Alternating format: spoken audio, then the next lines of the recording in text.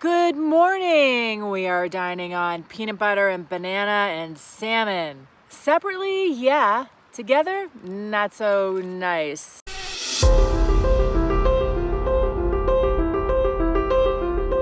I slept like a baby last night. It did take a while. Okay, so the problem that I had last night was I was sweating my ass off trying to go to bed. Totally the reverse of cold, wet tent, all of that stuff I was complaining about last year. I'm in the tent at 7 p.m. Okay, I'm ready to go to bed. I ended up naked lying there, leaving sweat puddles on the mattress. I don't know what else to do. I'm like all sprawled out. The rain fly was off. There's nothing else you can do. I sit up and I'm sitting there for like maybe an hour waiting for the sun to go down.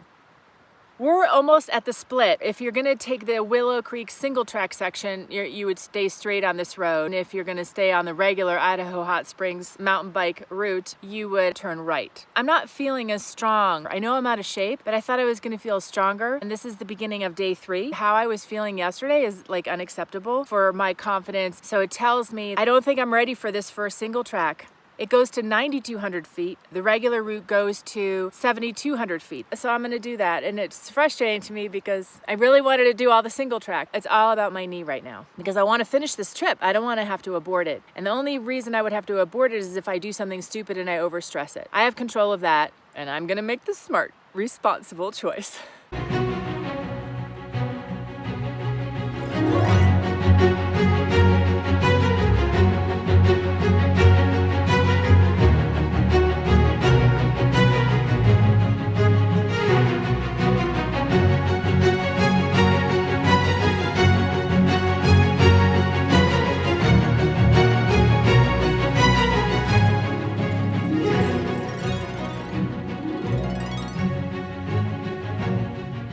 All right, that's heading towards Atlanta. We just passed the turnoff to Featherville because people heading into nature didn't get a sign, but the people that went to the dead end road and are returning get a nice big sign. So Featherville, 33 miles. That's the way we're supposed to go. Oh, geez, my brain is doing that thing. I'm so torn. Last year I was just winging it. I didn't really care where I was going. And I really shouldn't care this time either. It's just that there's not a lot of people that have actually done all the single routes. So that was kind of exciting for me. But I'm nursing my knee. All right, there we go. I'm gonna do the regular route.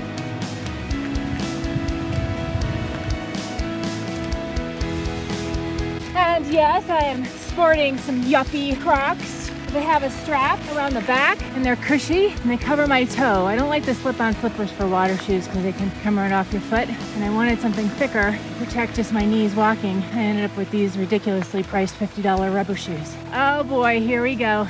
Climb is starting. And why are we heading down when we were just climbing?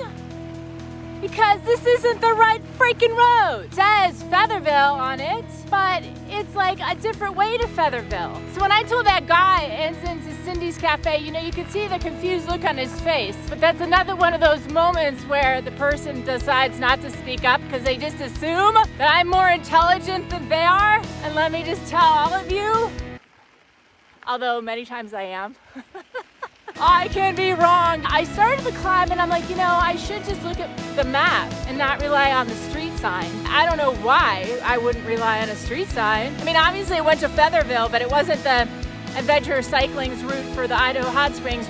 Oh, we'll have to go in here and look at this cute little thing. It's like it used to be something for tourists. Oh, yeah. Is that a water pump? Let's see what happens. There's a fresh thing of hay, or maybe it's old. I don't know anything about hay, actually. Oh, but there's no pump. Oh, that's too bad. How fantastic would that have been? Oh, good, a sign. Oh, yay. A place in history. Could barely make the words out. At one time, there was something interesting here, and no one's keeping it alive. Anybody hanging around? They just heard a really loud noise. Hey out, Mr. Bear, Mr. Snake. You never know what could get stuck in here, right? It was an animal that was stuck that got in, the door closed behind it. This is gonna be nasty. No toilet paper. I can't sit in there. Nope, that's not happening. I don't actually have to pee. There's toilet paper all out here. People are having the same thought I had. But see, I don't leave the toilet paper. Put it in a Ziploc bag. It weighs nothing to carry. There's plenty of chances to throw it out. Yeah, I hate that. I'm gonna have to say it's women. Why? Because I don't ever see shit stains on the toilet paper. It's always really white. Just a little fact. It is time to swap out the helmet for a hat. Yay! Oh, I feel better already. I know. You're like, you should have a helmet on. You're riding a bicycle. 1 car every hour. Wide road, not worried about it. I know a lot of you might be, you wear a helmet even if you're going 2 miles per hour, it doesn't matter. I understand that. I respect your choice. It's not a choice for me. Anyway, back to this cute hat I bought. Nice thick rim, it doesn't fall flappy like last year's. Sporting a flap, protect my hair, because I don't really like ponytails, because even the elastic in my neck, just the breaking of my hair back and forth. Those guys just stopped. They did a UE. They wanted to tell me that they were really impressed with what I was doing. So nice, right? Like, I can always use encouragement. Because I know what it takes, like, okay, let's turn the car around, or it's hot, or I want to get back. You have maybe the initial thought to say something kind to someone or do something kind for somebody, but then like the little mini light logistics might just make you not do it. Everyone wants to know about food. Food seems to be the primary thing. People are living and walking miles just to get water, barefoot, balancing it on their head in the heat, and coming back to a mud hut with no like, oh good, I can rinse off. They want to use the water for food or drinking. Like, this is a luxury. There is nothing that can happen to me that I'm gonna be, life sucks. There's too many people suffering and dealing with things in the world for the focus ever to come to me. Well, this is the biggest campground I've seen, probably because it's at the intersection. Look at that fantastic swimming hole. Oh my gosh. Atlanta straight ahead, Rocky Bar 13 miles. But it doesn't say Featherville, where Cindy's Cafe is. North Fork, Boise, 8 miles. I think that cuts you over to Idaho City. I have to look at my map now. Why doesn't it say Featherville here? I'm so confused. All right, well, I'm gonna get into the shade. The last bridge I was at, it said Featherville was that way, and I ran into a guy and he's like, yeah, I should take that on the bicycle. This is like the main route. It goes through the Rocky Bar. Correct. And then you run into Cindy's, into Featherville. Correct. You're going to follow this road up till it ends. This is called Pfeiffer Creek, and it ends on Rocky Bar Road. You make a left, and Featherville is about 12 miles down that road. So why doesn't this say Featherville on any of the signs? It says it on that side. It says it on that side. Yes, That's so funny, because the that sign side probably doesn't say it, right? Well, the other bridge where it says Featherville, it's on the side if you're leaving Atlanta, yeah. Right? But going, it didn't have the sign. All right, well, thank you. Shoot, I lost my cup. It fell out. It's so funny. Every time I look at something and I'm thinking, that might fall out like that, and then it falls out. Yeah, there's the hole. I'm liking this concept. Put this on, drink it like a baby bottle.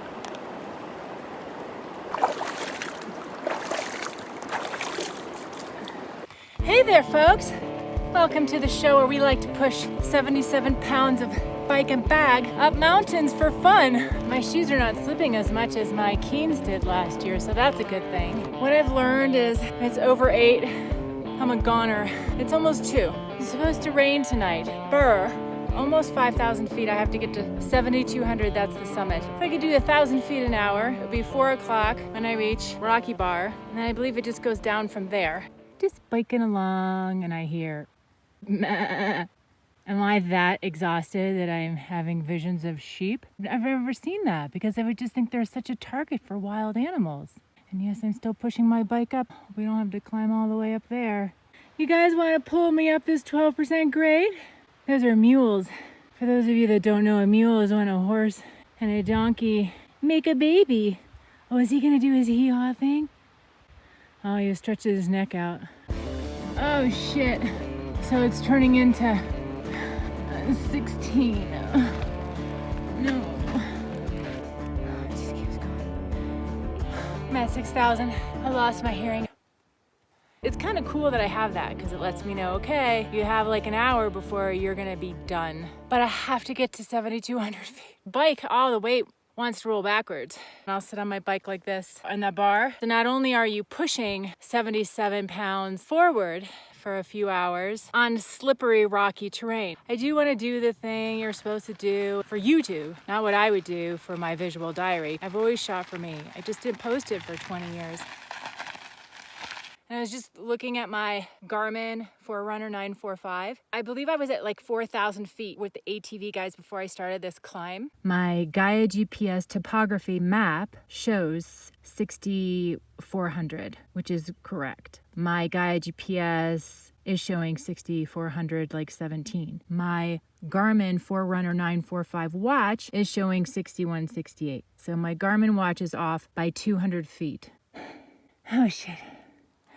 The rain is coming. Please just level it a little with a spot to pull over for my tent. I'd really like water, but because of my hike-a-bike last year, hence speed walking with weights and stuff before I left this year, I didn't get to do that for more than 2 weeks. Then I did nothing for months before that. So I'm in worse shape than I was last year. I knew it would be a hike-a-bike, I guess, looking for more spots where it's steep and then it kind of levels, but this non-stop. There is a spot for my tent. I'm at 68. The summit is 72. I'm just so afraid that the storm's gonna roll in really fast. I don't want to set up my tent in the rain. See how this goes down? Hello?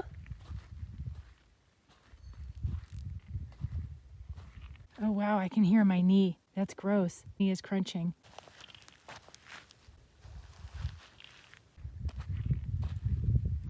Who has a kickstand and it has a rack on the back? I wonder if it's a stolen bike. Wow, it's nice and light. It's not locked. I love those handlebars. It looks kind of taken care of. Why would someone leave their bike up here? And they kind of like hid it behind the tree, I feel like, right? Maybe they went for a hike, but once you lock your bike, tracks here going back there.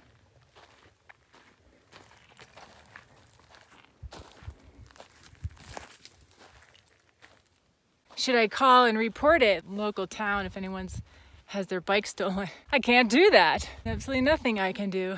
I kind of feel weird like that's their spot because the bike is there. I'm really torn. Gosh, I really could use water. 5 o'clock, I could pedal another 2 hours. We're so close to the summit. I just want to drink the water I have. It's all a water thing. I hear raindrops. They're coming, so I'll eat the wettest food I have, which would be the tuna in the water. And I have a tree, and I have soft stuff to put the tent over. I looked at Gaia, Ride with GPS, even regular maps. Nothing shows water. Even where there was a decent, strong rushing stream, it doesn't show a blue line. So who knows what's that in that direction.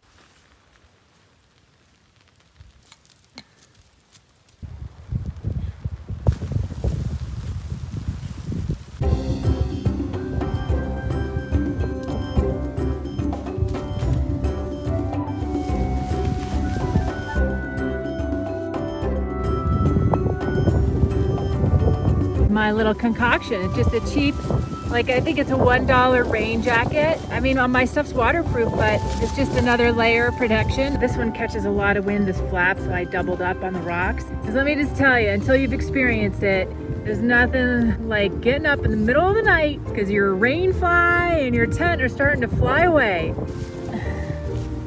There, I got shift-a-roo. Don't want the dirt in the tent.